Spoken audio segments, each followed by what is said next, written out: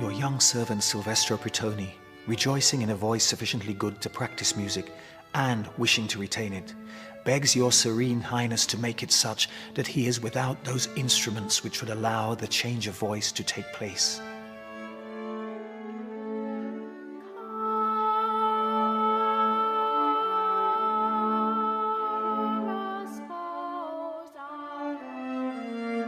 During the 18th century, as many as 100,000 small boys were castrated to preserve their high singing voices. Of these, a mere handful became the most famous singers of the age. The world's first international superstars, they were perhaps the greatest virtuoso singers ever heard on earth, the Castrati.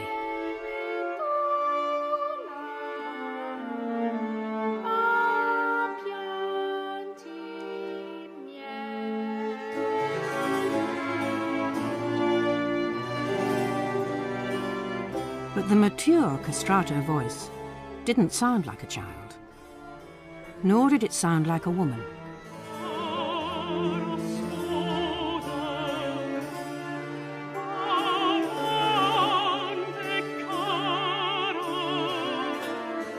Nothing in the whole of music is as fine as the fresh young voice of a castrato. No woman's voice has the same firmness, the same strength, and the same smoothness.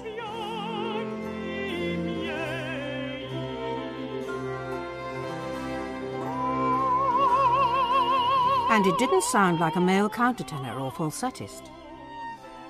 In this film, we're going to explore the sound and the world of the Baroque operatic castrati, and in a unique scientific experiment, we'll attempt to bring something of this lost voice back to life.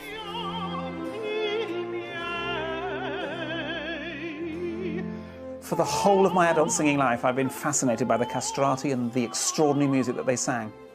These kings of the 18th century operatic stage were the richest, the most highly sought after, the most extraordinarily virtuosic, the most pursued in many ways of all the singers we've ever heard.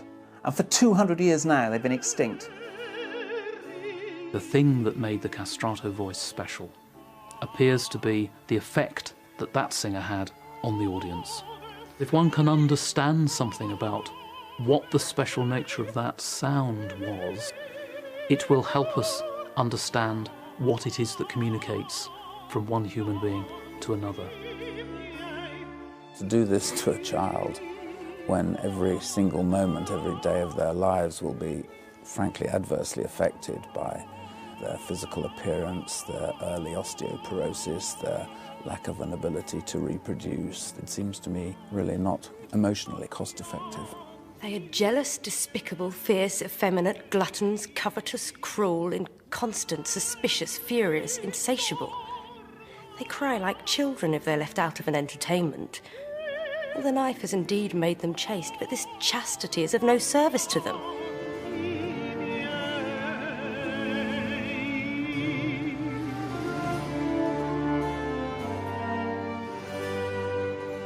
Nicholas Clapton, a countertenor and castrati historian, is curator of a new exhibition in London devoted to the German composer Handel and his castrati. Handel was the first great composer to write Italian opera in England.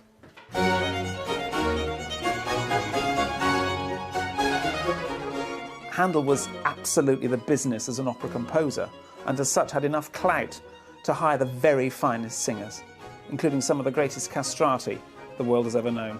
Caffarelli, Senesino, Carastini, Guadagni. The only one he never got hold of was Farinelli.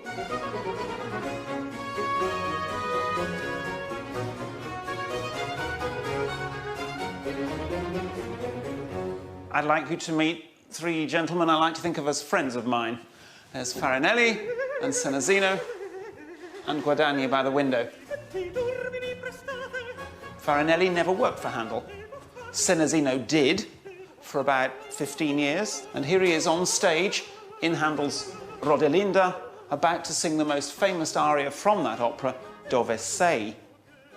Guadagni was much younger than the other two singers. He was described as a wild and reckless singer and was accused of quite a few amorous adventures while he was in London. He was such a good actor that eventually he was famous as Glux or Feo.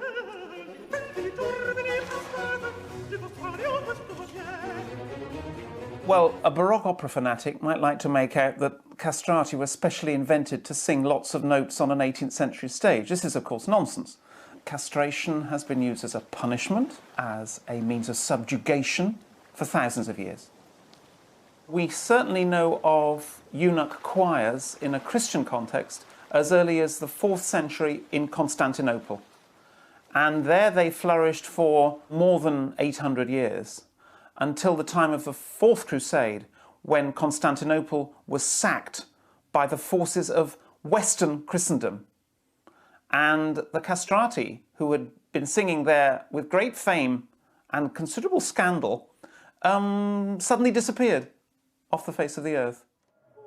But 400 years later, castrati suddenly reappeared in Italy.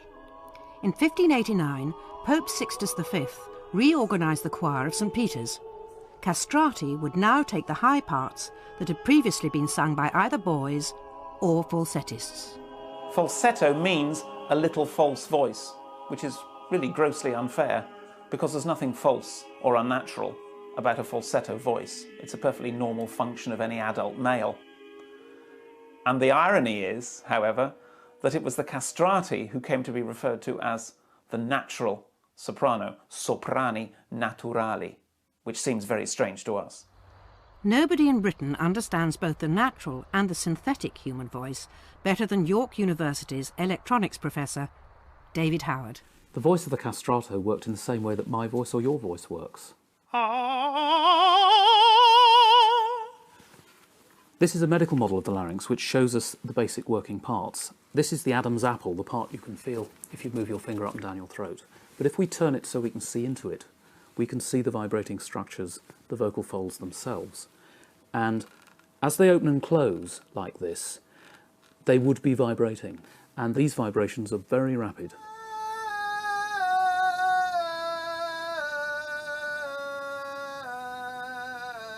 If this was a boy's larynx, the length of the vocal folds is around about 5 millimetres. In the case of women, it's nearer 8 millimetres, and the man, it's 1.4 centimetres. So for the boy's voice, with the small vocal cords, the boy also has a small mouth or vocal tract above that, and he is able to produce a sound which many would describe as being pure, rather simple.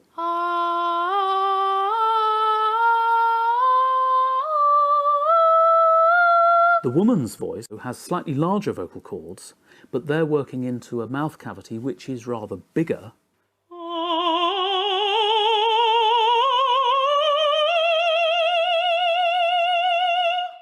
And so she is able to work with a larger range of acoustic possibilities in colouring the sound.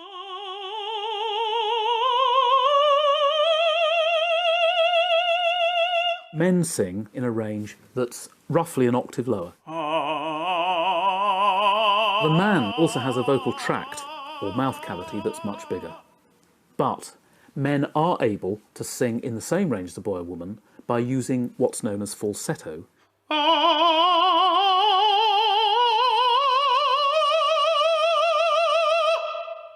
To produce a falsetto sound like that, what I'm doing is reducing the bulk of the vocal cords that are vibrating. And I'm doing that by setting the vocal folds up so that if you were looking straight into my larynx, you would see the vocal folds like this, and they would be vibrating like that. We call that full body contact of the vocal folds. But for falsetto, we pull the bulk of the vocal fold material out of the way, and only the top edges can vibrate. So we have a thin string, and a thin string will vibrate at a higher frequency.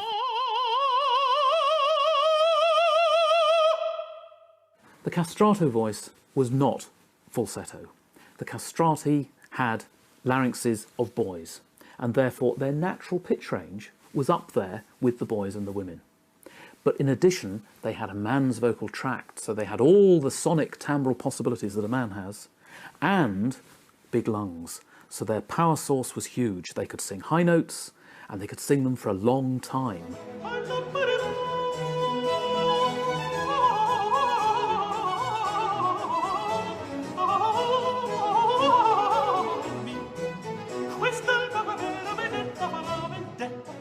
course, what people are really interested in is the operation. And here we've got three things with which the operation was done: a lancet, a cauterizing iron, and a castratore. This little pair of 18th century secateurs would have been used to remove the whole of a child's scrotum at one fell swoop. Could, of course, be heated to red heat as well to do the cut and the cauterization at once. That was one method. Another, neater method, if one may use that word, a neater method was to use a lancet to make an incision in the scrotum in order to cut the seminal vesicles. And then this little cauterizing iron, which looks like something you might crimp pastry with.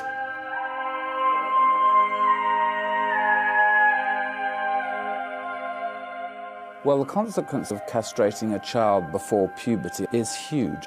Testosterone comes primarily from the testes, and that loss of testosterone has innumerable effects. Obviously, you don't go into puberty properly, your voice doesn't break, you don't start growing a beard, genital development doesn't occur. They tend to grow tall because fusion of the growing ends of the bones doesn't occur, so they would have had very long arms and very long legs.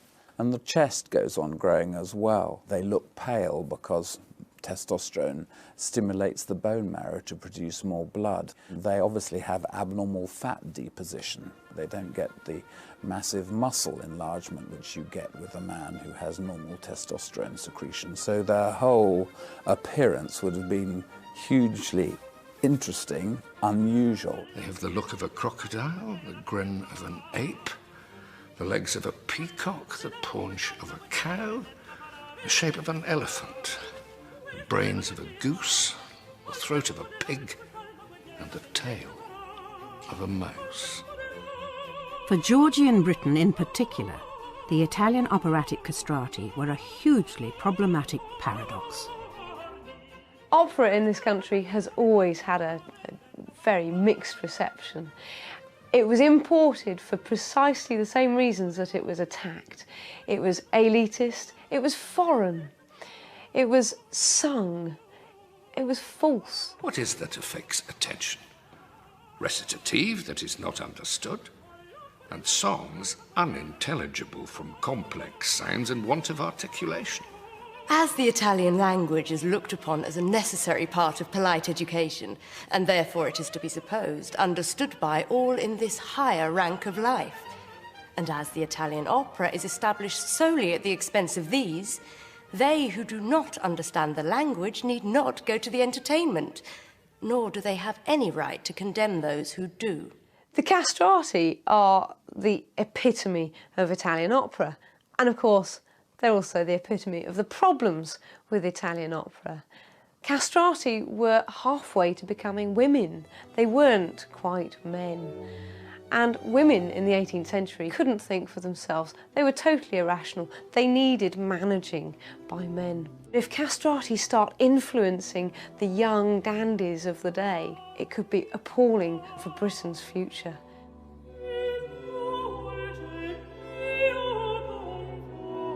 Curse on this damned Italian Pathic mode. I hate this singing in an unknown tongue. Does our reason and our senses roam? I curse the unintelligible ass who may, for aught I know, be singing mass. Catholicism was a major problem for Georgian England. In fact, it had been a major source of hysteria since the Reformation. Castrati, of course, were these great Catholic figures. There was a charge levelled against them that what they sang in these operas was actually Catholic messages in disguise. Anyone may see with half an eye, religion is more their business than music.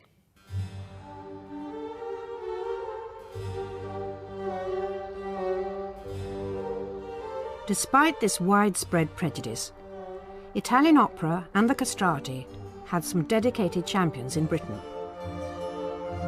In the 1770s, the music historian Charles Burney travelled throughout Italy in search of accurate information about these singers. But even then, this was a culture shrouded in secrecy.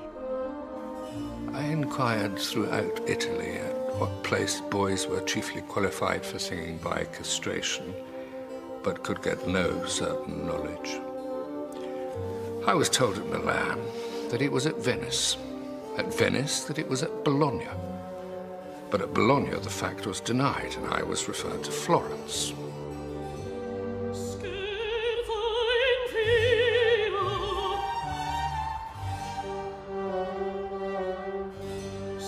The operation most certainly is against the law in all of these places, as well as against nature. And all the Italian, so much ashamed of it, that in every province they transfer it to some other.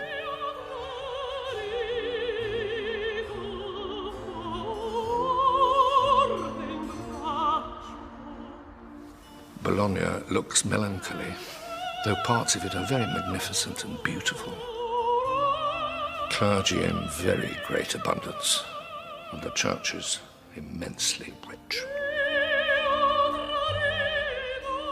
The church in Italy was one of the first employers of the castrati, but their attitude to the procedure and the whole business was very ambiguous, not least because it had to be. In the church's own canon law, any mutilation, castration included, was actually illegal and forbidden, and anyone who carried out castration would be punished by excommunication if found out. And that was a terrible thing.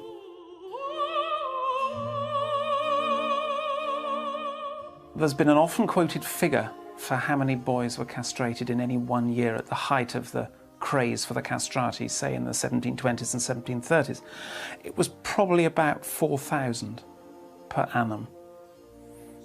And this was a craze that lasted on and off for a hell of a long time in the 18th century. So how about at least 100,000 boys castrated in the service of music? It is generally people of the meanest description who give their children for such horrible mutilations in the hope that they may be able one day to support their parents. The child would have been restrained by several adults and drugged by what means they had then. Sometimes they used to give a certain quantity of opium to persons designed for castration, whom they cut while they were in their dead sleep, and took from them those parts which nature took so great care to form. But it was observed that most of those who had been cut after this manner died by this narcotic. They pressed the jugular veins, which made the party so stupid and insensible, he fell into a kind of apoplexy. And then the action could be performed with scarce any pain at all to the patient. Well, maybe even the church wouldn't have been a big enough power to drive this gruesome operation for several centuries on its own. It's an extraordinary coincidence of musical history that at the same time as the castrati were first coming to prominence in Italy, we have the birth of the great Baroque form of opera.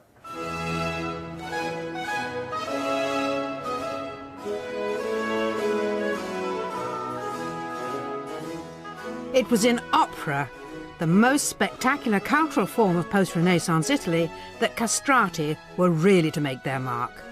And Bologna boasts the country's oldest functioning public opera house, the Teatro Comunale, built in the mid-18th century. You can feel from this acoustic what a wonderful place it must have been to sing in. Yes, you are a singer, aren't you? Why don't you test it yourself?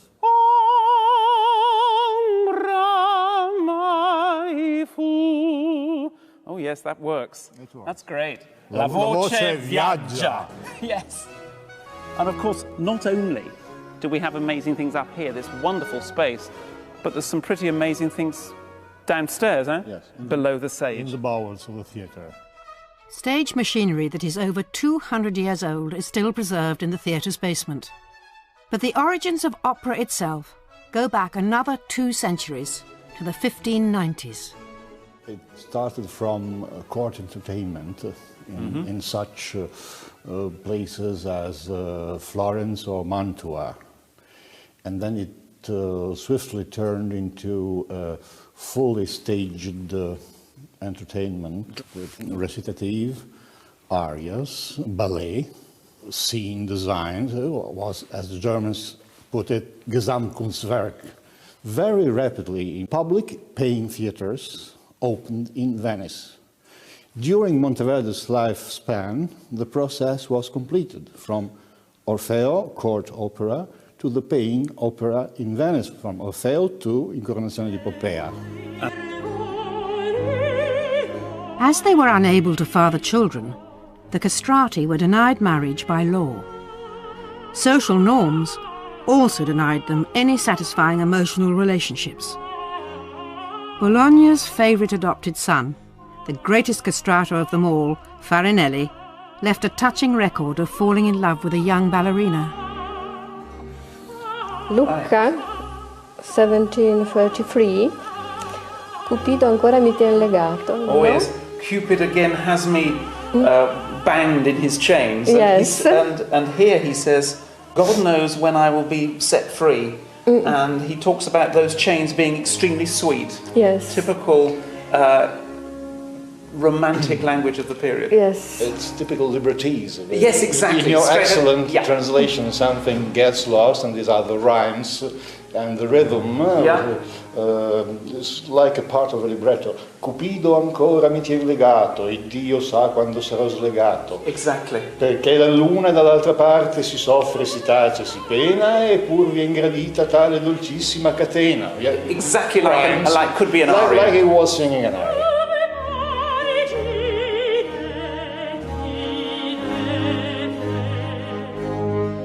He was unhappy in Italy, in Bologna. Really? Yes. He was unhappy here? I think so. Because he had no power? Yes, and he was alone. Yes. Even if the villa is always filled with people. Yes, visitors. Visitors, relatives, friends, yes. But he was alone. Farinelli died, immensely wealthy, but alone, at the age of 78. Soon after, his original grave was destroyed. Although his great-niece arranged a reburial, nobody knew where this new grave was. Until recently, when a remarkable discovery was made in a Bolognese cemetery. Ecco la tomba. Oh, there he is. My word. At last we find him. How very wonderful. Yes. And it was a great discovery because nobody knows. Nobody knew anything about it. So where actually is Farinelli's body now? Is here. It's actually there? Yeah, it should be here. And there is a project for opening the grave. It's one paleopathologic... oh yes, paleopathology. Paleopathology. So you will measure his bones and see whether he really had long, tall, was long and tall? Yes. How very interesting.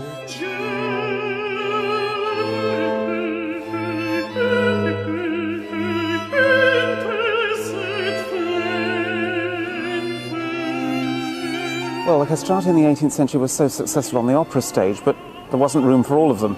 There were so many that a lot of them found employment in the church.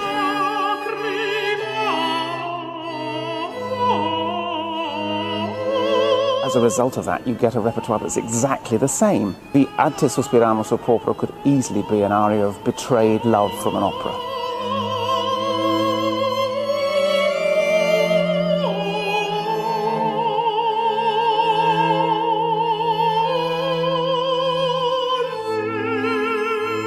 The Catholic Church's ambiguous attitude to castrati continued throughout the 18th century. In 1748, Pope Benedict XIV considered banning them completely, but didn't. Castrati was so popular, they were the major reason why a lot of people came to church at all. So he realised that no castrati, no congregation. And this extraordinary seductive voice still fascinates today. 12 years ago, the lost sound of the castrato reached an international audience with the release of the blockbuster film Farinelli.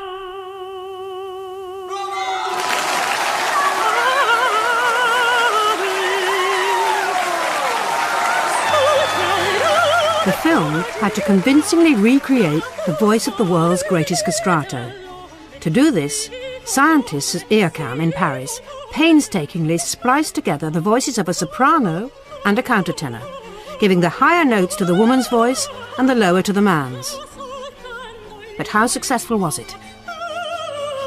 They looked at it pretty well note by note, and joining the notes together is not a trivial exercise at all, because you've got to get all the levels right, and it's got to sound as if it works together. The consonants have to be lined up.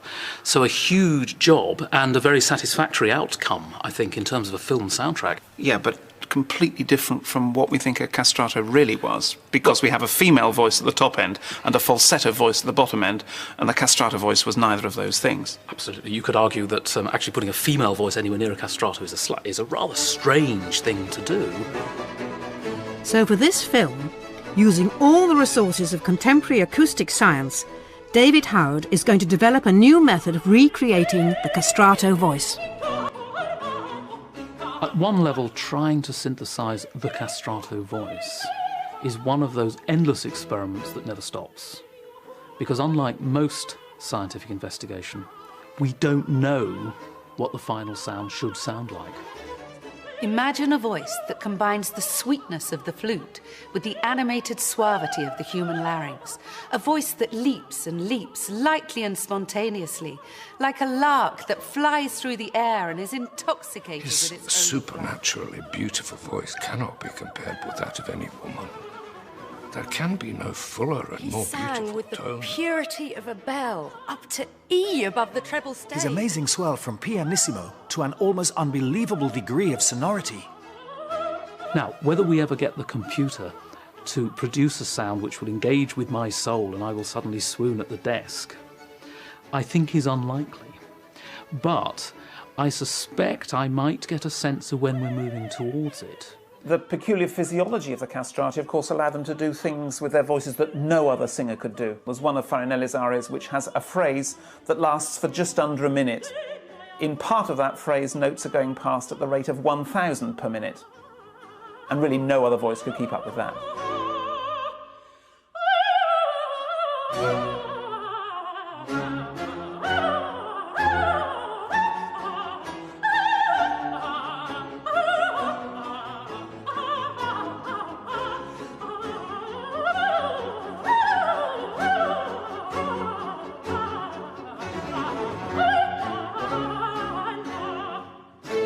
To build up a precise picture of the voice, David Howard must understand all the elements that formed it. And central to that was the castrati children's training. What exactly these boys sang, what notes came out of their mouths, we cannot say.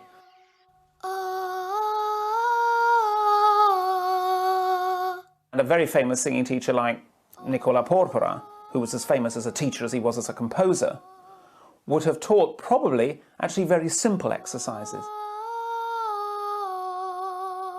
One can be taught intensely a very few things very well. One of the most extraordinary things they had to do was to be able to sing with a technique called the messa di voce. Messa from mettere, the Italian verb meaning to put, and it literally means to put the voice on the breath. In other words, to start a note as quietly as you possibly can, to sustain it for several seconds to as loud as you possibly can, and then to get quieter again, equally slowly to a disappearing point. And it was always regarded at the time as the ultimate accomplishment for a singer.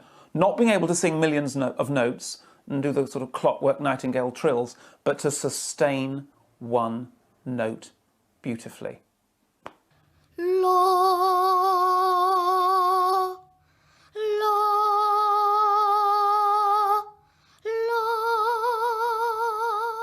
The whole process of singing training at the larynx level is firstly to develop a very wide pitch range. Secondly, to develop a way of vocal cord vibration that is efficient in the sense that the chords come together and stay together for a long time in the cycle before coming apart and coming together again. And that ensures that the sound comes out through the mouth and does not disappear between the vocal cords down to the lungs. And thirdly, to develop the ability to bring the vocal folds together rapidly. And it's these rapid closures that produce a very wide frequency range in the output.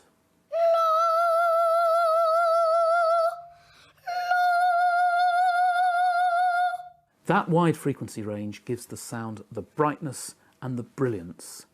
And if you then colour that brightness and brilliance using a concept known as resonance, a bit like singing in the bathroom, getting that enveloping sound, but you do it in a special region of frequency between about 2,000 and 4,000 hertz, it gives the voice projection or resonance. To demonstrate this area of resonance, called the singer's formant, David Howard has developed a new piece of software. This display down here is showing the frequencies on this vertical axis. And as I'm speaking, you can see the display scrolling in from the right, going towards the left. So if, for example, I go p, p, p, and we can clearly see that the sound is emerging from the right and moving towards the left. And the frequency scale between 2,000 and 4,000 hertz. This is the magic region that singers are using to project above the orchestra. Now, I wonder, perhaps if you did me a demonstration of what I might call a naive sound and a projected sound, we should see this area light up in the spectrogram. Okay. And now the trained version.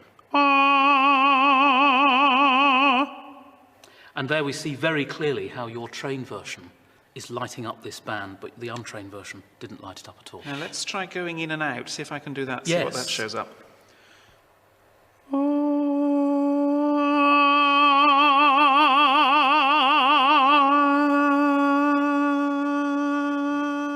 This frequency region will be particularly important in David Howard's operatic castrato recreation. Early 20th century science has bequeathed us a unique treasure that should be central to his research. In the early 1900s, a recording was made of the last papal chapel castrato, Alessandro Moreschi.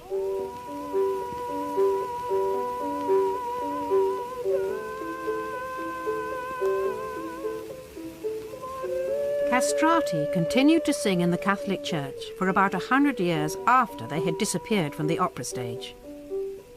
This is not the voice of an operatic soloist. So how much can the recording tell us about the sound of his 18th century castrati ancestors?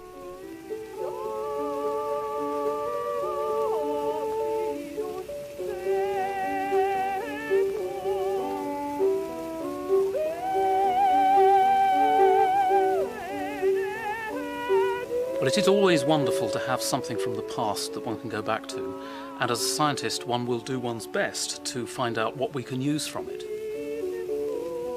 Here we have a 1904 recording of Moreschi, and he would have done this onto a wax cylinder machine with a horn. He would have had his head in a horn.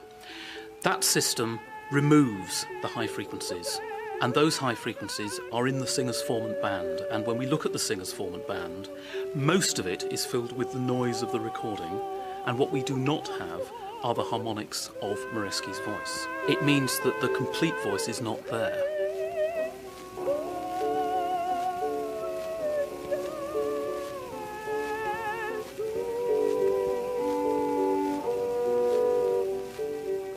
Part of the problem for us with Moreschi is that his style of singing is very foreign to modern taste, and the rather cloying sentimentality of a lot of the music sounds, to many modern ears, rather distasteful.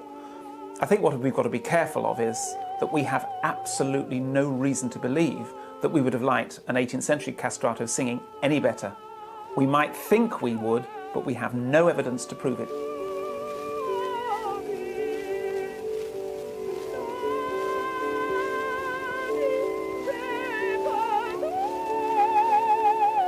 If the Moreschi recording is not the definitive guide in this search, will David Howard find any clues in other, more contemporary voices?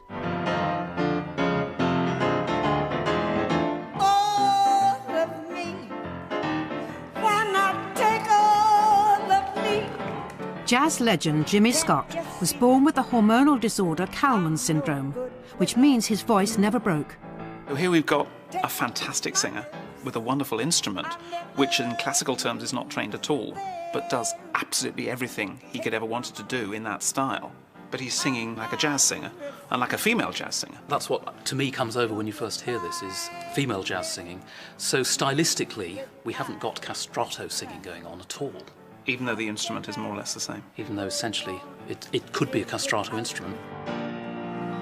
You took the part that once was my heart. Why not take on? Why not take on of me?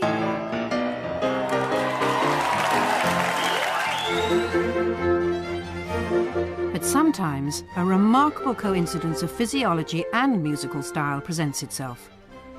The Baroque music world is just beginning to wake up to the voice of the extraordinary young soprano, Michael Maniaci. I call myself a male soprano because my voice seems to most naturally sit in a soprano register, and that when I went through puberty and my voice changed, while my chords did lengthen and thicken somewhat, they didn't to the extent that most men experience.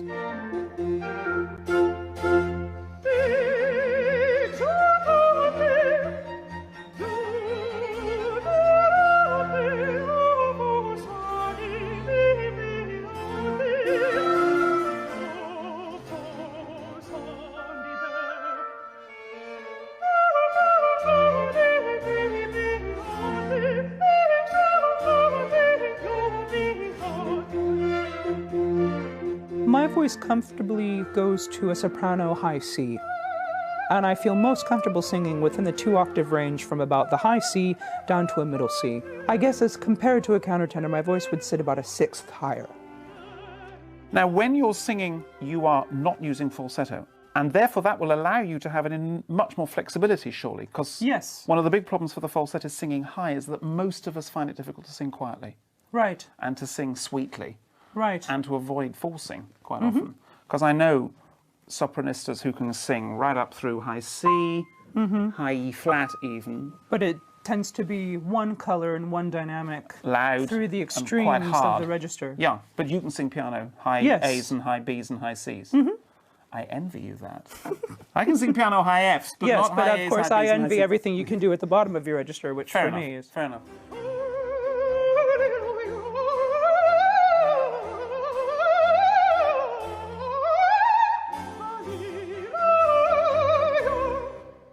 What a wonderful sound Michael makes when he sings. You hear this voice soaring up well above the range that a countertenor would be able to use. But is he today's castrato? And I think there are 2 reasons why he's not. The first is physiological. His voice has partially transformed. He speaks with a voice that is not a boy's, it's lower in pitch.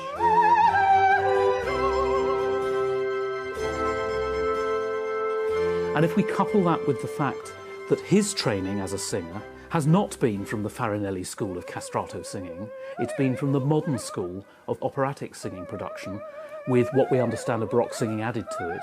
But we do have an absolutely fascinating and intriguing modern-day musician interpreting this music in a very special way.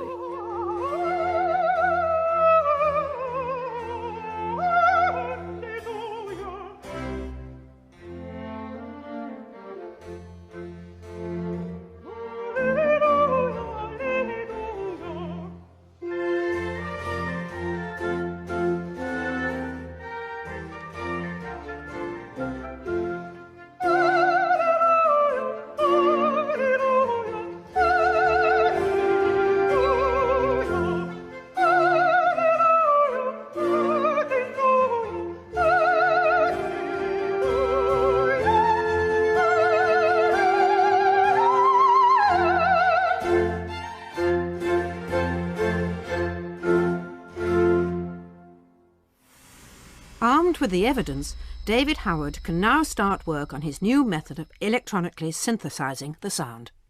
The key to the castrati, as far as I can see, is that we have boys' vocal folds, a boy's larynx, and a man's mouth and nose, man's vocal tract. Now, to recreate something which uses those elements, we need to get a recording of boys singing and get a recording of a man singing so that we can take them both apart and reconnect them as the boy's larynx singing into the man's vocal tract. The source recordings are made in the anechoic room at York University. If you look round the walls, you'll see all these foam wedges that stick out. And the way it works is that any sound that is made in here, when it reaches the wall, it will hit a wedge. And remembering that sound is reflected off at the same angle, it will then go into the next wedge and it will disappear right into the wall or the ceiling. We're going to be recording here, and we have a set of wedges between the singer and the microphones, which we're going to be using, such that any reflection from the floor will be taken care of by this set of wedges, and of course the walls and the ceiling are covered in wedges anyway. And that way we get a clean recording, which is anechoic, has no echo.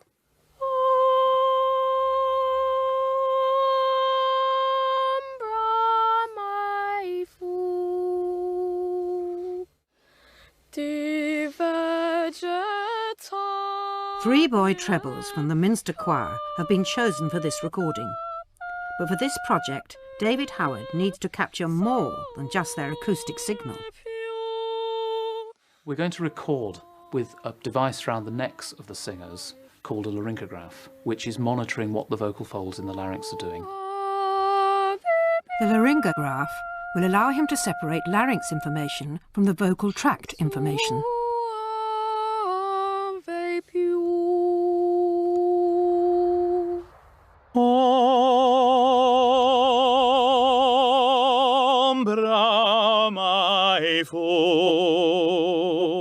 The adult vocal tract information comes from the young tenor Darren Abrahams.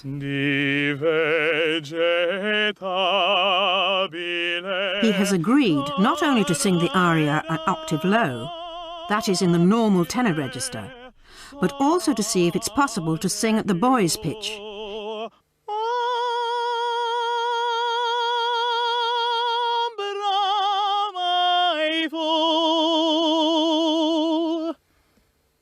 He can't use falsetto, but has to push his voice to the absolute extreme of high tenor register.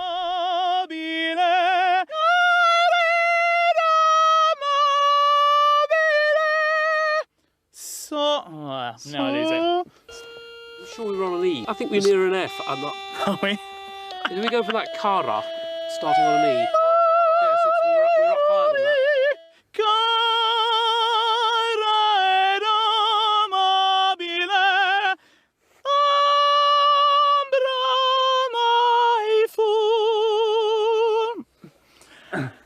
This is really hard, isn't it? It's going into falsetto really now. Hard, yeah.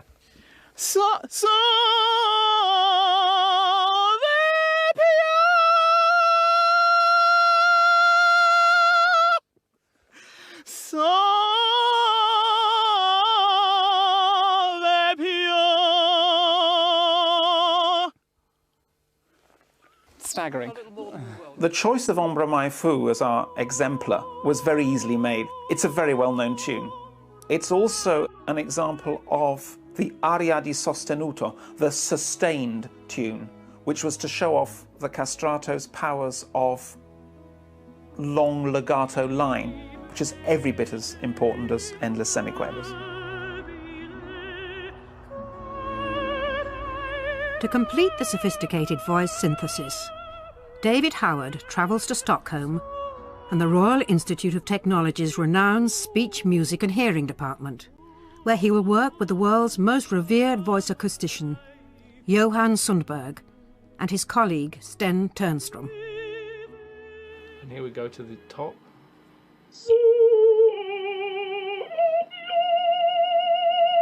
That's not an ooh anymore, that's an ah. Why is it when we listen to computer speech, why is it we know it's a computer? What do we have to do to make that sound as if it's come from a human being? The synthesis process is a long, slow process, but we are making progress. We've moved on now to sounds that are not a female, they're not a child, but they're in their range, so at least we're in the right area. and there's a lot that we can change. That's not the profile you'll get from a strong sound, is it? You would want less of this first partial here. Yeah. If I play that again. Okay. Yes. Let's see the other. Now. Oh, yeah. Yes. That's quite different, isn't it? Yeah, and that is. Our scientists have only a few days to reconstruct a sound that became a museum piece 2 centuries ago, when the Baroque world gave way to post-revolutionary romanticism. But strangely enough, it was the human voice itself that ultimately sealed the castrato's fate. The real coup de théâtre came in the 1820s when, in the end of the 1820s, a man called Domenico Donzelli, a tenor, appeared on the scene, having worked out how to make a much more dramatic tenor sound than had been the case in the 18th century.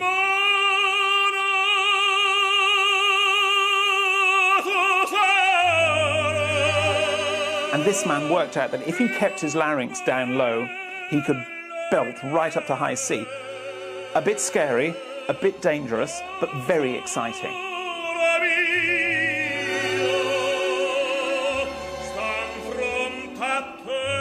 After 5 days in Sweden, a number of voice morphs have been developed, and now David Howard needs to reduce his short list to 1.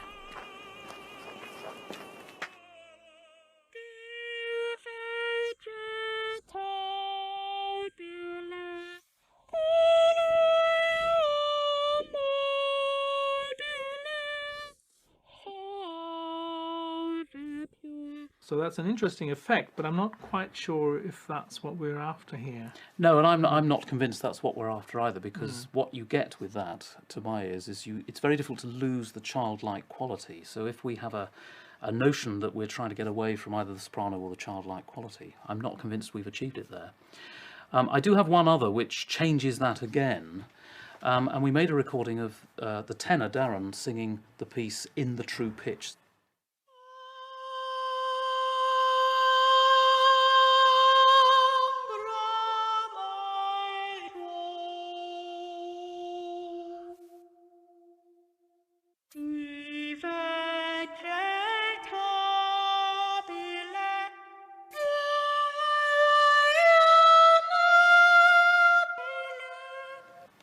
Yes, this is more in the direction that I think we're looking for.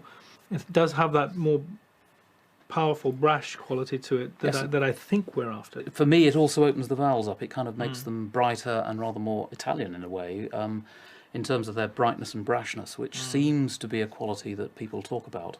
But of the morphs, I'd vote for this latter one. Yes, I think I would too. When this preferred morph is complete, David Howard brings it back to our music location in London.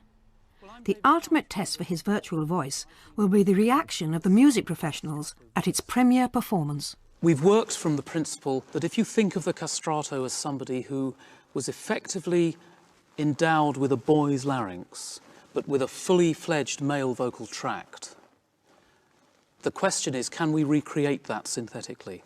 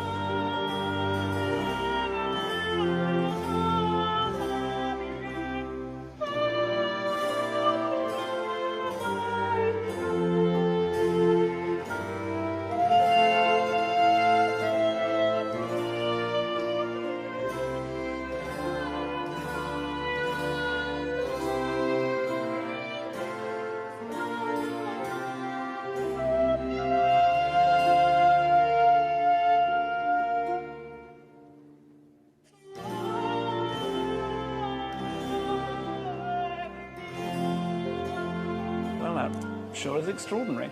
What do you think, Michael? I think the most successful portion of it is the very beginning. That was the most interesting to me on the extended note. It's a very strange and rather spooky sound. It's a bit difficult to accompany because there's not a human element to it in that you cannot hear the breath. Spooky is the word. I think spooky is a very good word because it is something other. And that is an essential thing that we knew. I think we really did know we were after that. I mean, one of the things that I think is important is that we get away from a soprano sound. I don't think we're listening to a soprano, and neither do I think we're listening to a cathedral chorister. Nor a countertenor. Nor a countertenor. There's no falsetto. So we have moved into a different domain. Oh, yes. So at least we've achieved that part of it, but I'm not sure we've arrived. Perhaps it's fitting that this telling but ghostly reconstruction is as close as we can come to this dead voice from a lost age. But what we are left with is the music that these singers made, and the human voices that can still sing it. Sounds of enduring and ravishing beauty.